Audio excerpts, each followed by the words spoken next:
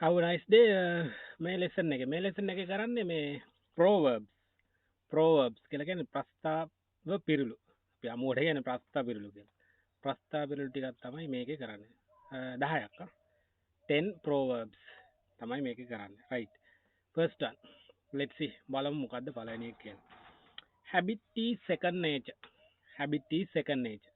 මොකද්ද මේ habit is second nature කියලා කියන්නේ? Habit is second nature කියලා කියන්නේ ජම්මට වඩා පුරුද්ද ලොකුයි කියන එක. ජම්මට වඩා පුරුද්ද ලොකුයි කියන එක.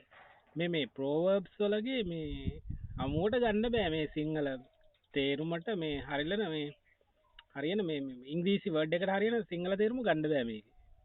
ඉංග්‍රීසි වචනේ හදලා තියෙනවා මං හිතන්නේ. ඒකට අපි සිංහල මේ වඩාත්ම ගැලපෙන එක most suitable කියන එක. most suitable සිංහල ෆ්‍රේස් එක. සිංහල මේ වාක්‍ය කාණ්ඩේ අරන් තියෙනවා. ඒක තමයි කරලා තියෙන්නේ. නැත්නම් අමුවට ගත්තොත් මේක වෙනමම ලයින් එකක් කියන්නේ. habit is second nature කියපුවාම. ජම්මට වඩා පුරුද්ද ලොකුයි කියලා. එහෙම අමුවට හදලා ගන්න බෑ සිංහල වචෙන්ට. right. එතකොට habit is second nature mean මේ සිංහල සිංහල ජම්මට වඩා පුරුද්ද ලොකුයි. අපි නිතරම භාවිතා කරනවානේ. ජම්මට වඩා පුරුද්ද ලොකුයි. මේ භාවිතා කරන ටිකක් තමයි කතා කරන්නේ. right. second one. කොහොමද ඇඟිල්ලේ තරමට ඉදිමෙන්න ඕන කියලා කියන්නේ. ඇඟිල්ලේ තරමට ඉදිමෙන්න ඕන කියලා කියන. ඊට වැඩි ඒක පුපුරලා යනවා. ඇඟිල්ලේ තරමට ඉදිමෙන්න ඕන. ඒකේ තියෙන cut your coat according to your cloth කියලා. cut your coat according to your cloth. according to your cloth. cut your coat according to your cloth.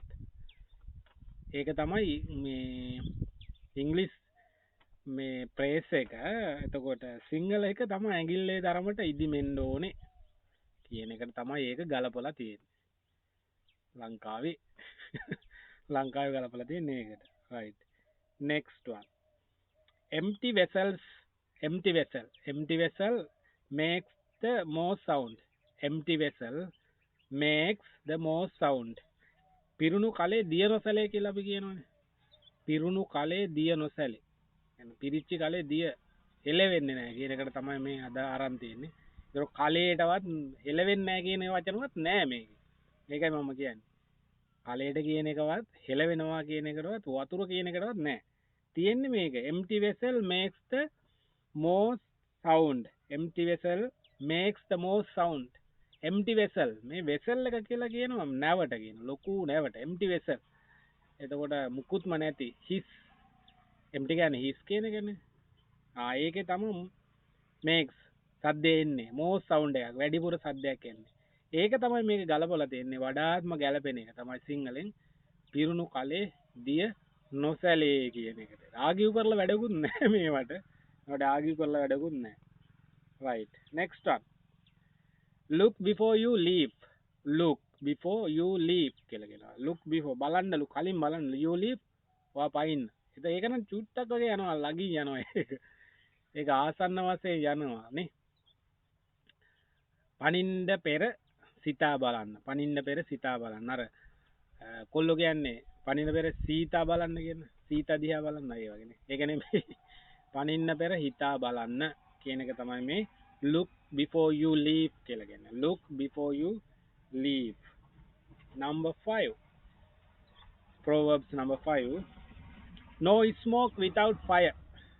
no smoke without fire. ඒකත් ඕගොල්ලන්ට තේරුම් ගන්න ලේසි වගේ. නේ? ගින්නක් නැතිව දුමක් නගින්නේ නැහැ කියලා අපි කියනවා. ගින්නක් නැතුව දුමක් එන්නේ නැහැ. දුමක් නගින්නේ නැහැ. අන්න ඒක තමයි මේ තියෙන්නේ. no smoke without fire කියලා. no smoke without fire. ගින්නක් නැතුව දුමක් එන්නේ නැහැ. ඔව්. භාවිතා කරන අවස්ථාව සිංහලෙන් තමයි හොයාගන්න වෙන්නේ. Sinhala කුරුවරයෙක්ගේ. right. number 6. proverbs number 6. once bitten twice shy. once bitten twice shy. අපි කියනවනේ ගිනි පෙලෙල්ලෙන් බැට කාපු මිනිහා කනා මැදිරියට ඉඳලා බයයි කියලා. ඕකට තමයි මේක මැච් කරලා තියෙන්නේ. මා මුතු දෙයක් නේ. ඒ කියන්නේ once bitten twice shy. ඒක තමයි ගලපලා තියෙනවා. අමුවට ඉංග්‍රීසි වචනේ කැඩුවොත් නම් සිංහල එකේ කවදාවත් එන්නේ නැහැ. හිතන්නත් බෑ.